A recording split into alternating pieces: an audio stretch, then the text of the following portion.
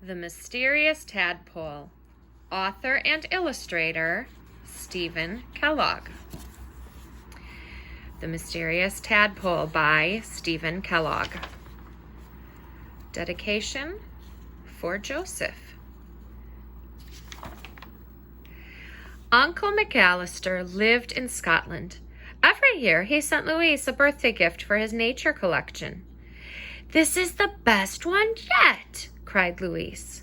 The next day he took his entire collection to school for show and tell. "Class, this is a tadpole," said Mrs. Shelbert.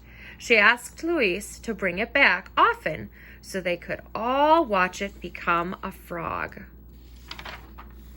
Louise named the tadpole Alphonse.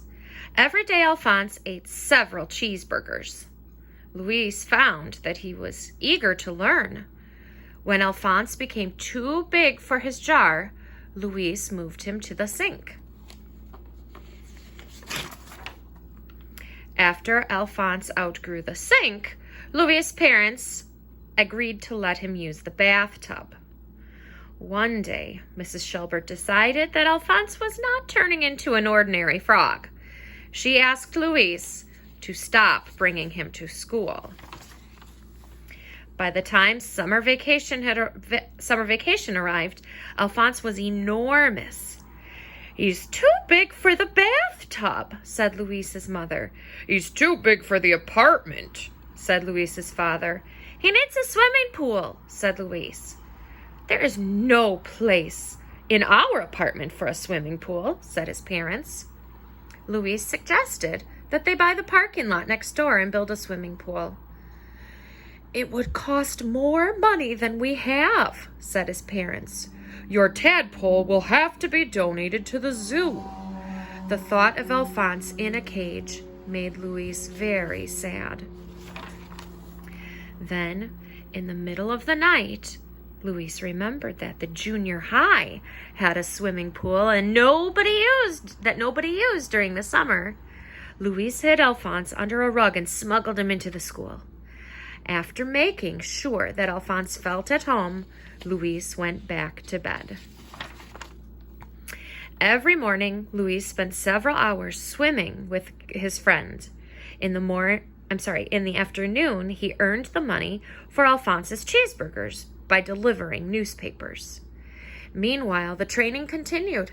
Alphonse learned to retrieve things from the bottom of the pool. Summer vacation passed quickly. Louise worried that what would happen to Alphonse now that school had reopened.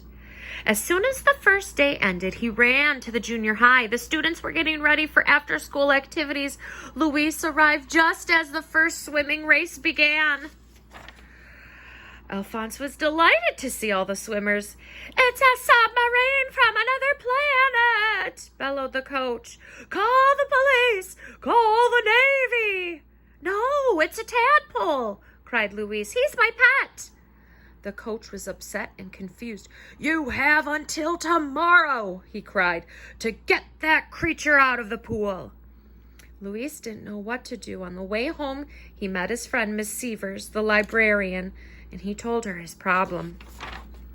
Miss Severs went back to the junior high school with Louise, but when she saw Alphonse, she was so in shock that she dropped her purse and the books she was carrying into the swimming pool.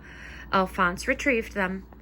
Then Miss Severs telephoned Louise's Uncle McAllister in Scotland. He told her that he had caught the little tadpole in Loch Ness, a large lake near his cottage. Miss Severs said, "I'm convinced that your uncle has given you a very rare Loch Ness monster." "I don't care," cried Louise. "He is my pet and I love him."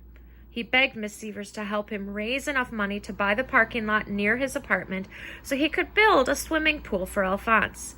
Suddenly, Miss Severs had an idea. "In 1639, there was a battle in our city's harbor," she said.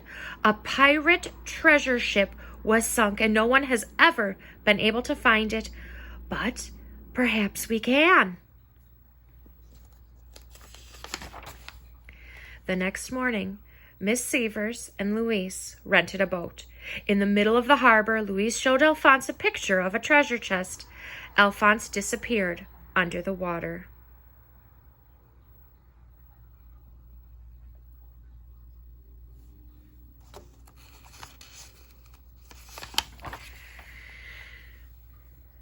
Louise and Miss Severs bought the parking lot. They hired some helpers. And when the pool was completed, all the children in the city were invited to swim.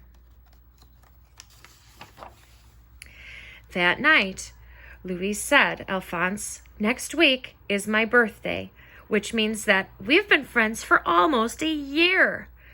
Far away in Scotland, Uncle McAllister was also thinking about the approaching birthday. While out hiking, he discovered an unusual stone in a clump of grass and sticks. "Ah, perfect gift for my nephew," he cried. "I'll deliver it in person." Uncle McAllister arrived at Louise's apartment and gave Louise the present. Louise couldn't wait to add it to his collection. Suddenly, a crack appeared in the stone.